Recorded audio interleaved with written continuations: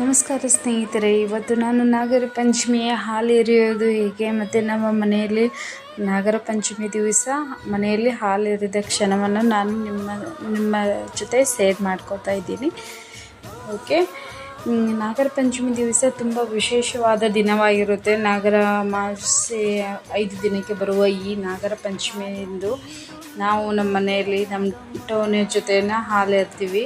ನಮ್ಮ ಟೋನಿನೂ ಕೂಡ ಒಂದು ಸದಸ್ಯ ಅಂತ ಹೇಳ್ಬೋದು. ಮತ್ತು ನಾಗರ ಪಂಚಮಿ ದಿವಸ ನಾಗಪ್ಪ ದೇವರನ್ನು ಪೂಜೆ ಮಾಡೋದ್ರಿಂದ ಸರ್ಪದೋಷವು ನಿವಾರಣೆ ಆಗುತ್ತೆ. ನಾವು ಇವತ್ತು ಹಿಟ್ಟಿನಿಂದ ಮಾಡಿದ ನಾಗಪ್ಪನನ್ನು ಪೂಜಿಸುತ್ತಾ ಹಾಲೆರೆಯುತ್ತೇವೆ. ನಾಗಪ್ಪನ ಆಶೀರ್ವಾದವನ್ನು ಪಡೆದು ನಾವು ಮಾಡಿದಂಥ ಪಾಪ ನಿರ್ಮುಕ್ತನ ಆಗಲಿ ಎಂದು ಬೇಡಿಕೊಂಡು ಎಲ್ಲರೂ ಸಂತೃಪ್ತಿಯಿಂದ ಖುಷಿಯಿಂದ ಎಲ್ಲರೂ ಕೂಡಿ ಹಾಲು ಎರೆಯುತ್ತೇವೆ. ಈ ನಾಗದೇವತೆ ನಾಗಸರ್ಪ ದೋಷವು ನಿವಾರಣೆ ಆಗಬೇಕಾದರೆ ನಾನು ನಿಮಗೆ ಟಿಪ್ಸ್ ಹೇಳಲು ಬಯಸುತ್ತೇನೆ. ಇದು ನಾಗದೇವರಿಗೆ ಇಷ್ಟವಾದದ್ದು ಅರಿಶಿನ ಮಾತ್ರವನ್ನು ನಾಗದೇವರಿಗೆ ಏರಿಸಬೇಕಾಗುತ್ತೆ. ಮತ್ತು ನಾವು ಹಣೆಯಲ್ಲಿ ನಾಗದೇವರ ಸ್ವರೂಪವಾಗಿ ಅರಿಶಿನವನ್ನು ಮಾತ್ರ ಹಚ್ಚಿಕೊಳ್ಳಬೇಕಾಗುತ್ತೆ. ಅದಕ್ಕೋಸ್ಕರ ಅರಿಶಿನ ದಾರವನ್ನು ನಾಗದೇವರಿಗೆ ಅರ್ಪಿಸಿ ನಾವು ಅರಿಶಿನ ದಾರವನ್ನು ಹಾಕಿಕೊಳ್ಳುತ್ತೇವೆ. ನೋಡಿ, ನಾವು ಇವಾಗ ಎಲ್ಲರೂ ಸೇರಿ ಹಾಲು ಎರಿತಾ ಇದ್ದೀವಿ. ನೋಡಿ, ಎಲ್ಲರ ಪಾಲು ಅಂತ ಹೇಳ್ತಾ ಇದ್ದೀವಿ. ಮನೆಯಲ್ಲಿ ಹಿರಿಯರ ಪಾಲು, ಗುರುವಿನ ಪಾಲು, ದೇವರ ಪಾಲು, ಮತ್ತು ತಂದೆ ತಾಯಿ ಪಾಲು, ಅಣ್ಣ ತಮ್ಮಂದಿರ ಪಾಲು, ಅಕ್ಕ ತಂಗಿಯರ ಪಾಲು ಅಂತ ಹೇಳಿ ಅವರವರ ಹೆಸರು ಹೇಳಿ ನಾವು ಈ ಥರ ತಣ್ಣೀರು ಬಿಸಿನೀರು ನಾಗಪ್ಪ, ಹಾಲ ತುಪ್ಪ ನಾಗಪ್ಪ, ತಣ್ಣೀರು ಬಿಸಿನೀರು ನಾಗಪ್ಪ, ಹಾಲ ತುಪ್ಪ ನಾಗಪ್ಪ ಅಂತ ಹೇಳಿ ನಾವು ನಾಗಪ್ಪನಿಗೆ ಹಾಲು ಎರ್ತಾ ಇದ್ದೀವಿ. ನೋಡ್ತಾ ಇದ್ದೀರಲ್ಲ, ಹಾಲನ್ನು ನಾವು ಒಂದು ಕೊಬ್ಬರಿ ಬಟ್ಟಲಿನಲ್ಲಿ ತಗೊಂಡು ಎಲ್ಲನೂ ಹಾಕಿಕೊಂಡು ಹಾಲು ಎರಿಬೇಕಾಗುತ್ತೆ.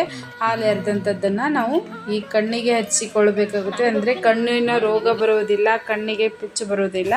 ನೋಡಿ, ಈ ಥರ ಅಲಂಕಾರ ಮಾಡಿದ್ವಿ. ನಾವು ಮಾಡಿದಂಥದ ಅಡುಗೆಯನ್ನು, ಫಳಾರವನ್ನು ಈ ಥರ ನಾವು ನಾಗದೇವರಿಗೆ ಅರ್ಪಿಸಬೇಕು. ಮತ್ತು ನಾಗದೇವರಿಗೆ ಮುಖ್ಯವಾಗಿ ಉಸುಳಿಯನ್ನು ಅರ್ಪಿಸಬೇಕು. ಕಡಲೆಕಾಳು ಉಸುಳಿಯನ್ನು ಅರ್ಪಿಸಬೇಕು. ಮತ್ತು ನೋಡಿ, ಹಾಲಿನಿಂದ ಎರೆದಿದ್ದನ್ನು ಹಾಲು ತುಪ್ಪ ಈ ಥರ ಎಲ್ಲ ಮಾಡಿ ದೀಪಾರಾಧನೆ ಮಾಡಬೇಕು. ನಾಗದೇವರಿಗೆ ದೀಪಾರಾಧನೆ ನೋಡಿ, ಅರಿಶಿನವನ್ನು ಮೇನ್ ಇರೋದೇ ನಾಗದೇವರಿಗೆ ಅರಿಶಿನ.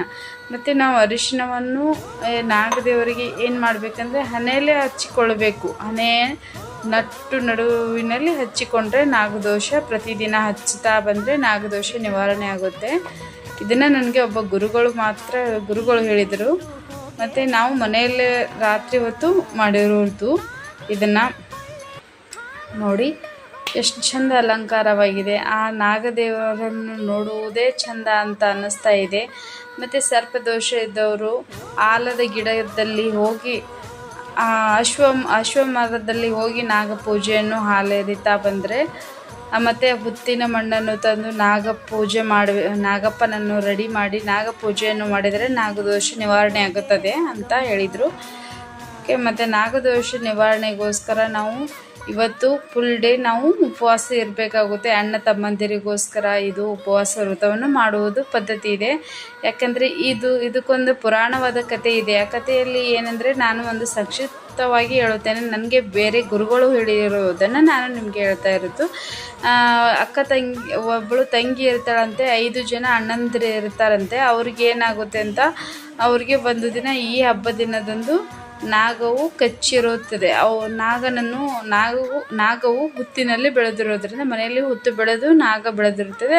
ಹಾಗಾಗಿ ಆ ಹಾವನ್ನು ಅವರು ಕೊಲ್ಲಬೇಕೆಂದು ಪ್ರಯತ್ನ ಪಟ್ಟಾಗ ಆ ನಾಗ ಸರ್ಪವು ಏನು ಮಾಡಿತಂದರೆ ಎಲ್ಲರನ್ನು ಕಚ್ಚಿ ಕೊಂದು ಹಾಕಿರುತ್ತದೆ. ಅದಕ್ಕೋಸ್ಕರ ಆ ತಂಗಿಯು ಸಿಟ್ಟಾಗಿ ತಾನು ಅನಾಹುತ ಮಾಡಿಕೊಂಡು ನಾನು ಇನ್ನು ಜೀವಿಸಬಾರದು ಎಂದು ತಿಳಿದು ಅವಳು ಆತ್ಮಹತ್ಯೆ ಮಾಡಿಕೊಳ್ಳಲು ಹೋಗಿರುತ್ತಾಳೆ. ಹಾಗಾಗಿ ಸಾಕ್ಷಾತ್ ಈಶ್ವರ ಬಂದು ಏನಂತಾನೆ ಅಂದರೆ, ನಾಗದೋಷದಿಂದ ಶೇಷನಾಗನಿಗೆ ಆಜ್ಞೆ ಮಾಡುತ್ತಾನೆ, ಎಲ್ಲರನ್ನು ಸಂಜೀವಿನಿ ತಂದು ಅವರಿಗೆ ಬದುಕಿಸಿ, ಈ ತಂಗಿಗೋಸ್ಕರ ಅಣ್ಣನನ್ನು ಬದುಕಿಸಿ ಎಂದು ಹೇಳುತ್ತಾನೆ. ಹಾಗಾಗಿ ಆ ನಾಗಸರ್ಪವು ಆಜ್ಞೆ ಪಾಲಿಸಿ ಎಲ್ಲ ಅಮ್ಮಂದಿರನ್ನು ಬದುಕಿಸಿ ಆ ತಂಗಿಯ ಆರಾಧನೆಯಿಂದ ಖುಷಿಪಡುತ್ತದೆ. ಹಾಗಾಗಿ ಅಣ್ಣ ತಂಗಿಯರ ಬಂದ ಈ ಪಂಚಮಿ ಹಬ್ಬ. ನೋಡಿ ನಮ್ಮ ಮನೆಯಲ್ಲಿ ಟೋನಿನೂ ಕೂಡ ಇವತ್ತು ಹಾಲು ಎರೆದು ಅರಿಶಿನ ದಾರವನ್ನು ಹಾಕ್ಕೊಂಡಿದೆ. ನಮ್ಮ ಮನೆಯಲ್ಲಿ ಅದು ಕೂಡ ಒಂದು ಸದಸ್ಯ ಅಂತ ಹೇಳ್ಬೋದು ನಾವು. ಅದನ್ನು ನಾವು ತಂಗಿಯ ರೂಪದಲ್ಲಿ, ನಮ್ಮ ಮಕ್ಕಳು ತಂಗಿಯ ರೂಪದಲ್ಲಿ ಆರಾಧಿಸ್ತಾರೆ, ಪ್ರೀತಿಸುತ್ತಾರೆ, ಅದರ ಜೊತೆ ಟೈಮ್ ಸ್ಪೆಂಡ್ ಮಾಡ್ತಾರೆ. ಅದು ತುಂಬ ಕ್ಯೂಟಾಗಿರುತ್ತೆ ನೋಡಿ, ಎಷ್ಟು ಚೆಂದ. ಈಗ ಅದೂ ನಮ್ಮ ಜೊತೆ ಖುಷಿಯಿಂದ ಎಲ್ಲ ಫಲಾರವನ್ನು ಸ್ವೀಕರಿಸುತ್ತೆ. ಭಾಳ ಕ್ಯೂಟಾಗಿದೆ ಅಂತ ಹೇಳ್ಬೋದು. ಮತ್ತು ಭಾಳ ಒಳ್ಳೆ, ಯಾವಾಗಲೂ ಪ್ರಾಣಿಗಳನ್ನು ನಾವು ಒಂದು ಸಾರಿ ಹಚ್ಕೊಂಡ್ರೆ ಸಾಕು, ಅವು ಜೀವನ ಪೂರ ನಮ್ಮನ್ನು ನೆನಪಿಟ್ಟಿರುತ್ತವೆ. ಹಾಗಾಗಿ ನಾಗದೇವರು ಅಷ್ಟೇ, ಅದು ಆವಾಗಲೇ ಏನೂ ಮಾಡೋದಿಲ್ಲ, ನಾವಾಗಲೇ ಅವುಗಳಿಗೆ ತೊಂದರೆ ಮಾಡಿದಾಗ ಮಾತ್ರ ಅವುಗಳು ಕಚ್ಚುತ್ತವೆ. ಸೊ ನೋಡಿದ್ರಲ್ಲ ಫ್ರೆಂಡ್ಸ್, ನಾಗಪಂಚಮಿ ವಿಶೇಷತೆ, ನಮ್ಮ ವಿಶೇಷತೆಗಳನ್ನು ನಾನು ನಿಮ್ಮ ಜೊತೆ ಶೇರ್ ಮಾಡ್ಕೊಂಡಿದ್ದೀನಿ. ಈ ವಿಡಿಯೋ ನಿಮಗೆ ಇಷ್ಟ ಆದರೆ ಲೈಕ್ ಮಾಡಿ, ಒಂದು ಶೇರ್ ಮಾಡಿ, ಕಮೆಂಟ್ ಮಾಡಿ ಹಾಗೂ ಸಬ್ಸ್ಕ್ರೈಬ್ ಮಾಡಿಕೊಂಡು ನನಗೆ ಸಪೋರ್ಟ್ ಮಾಡಿ ಪ್ಲೀಸ್. Thank you.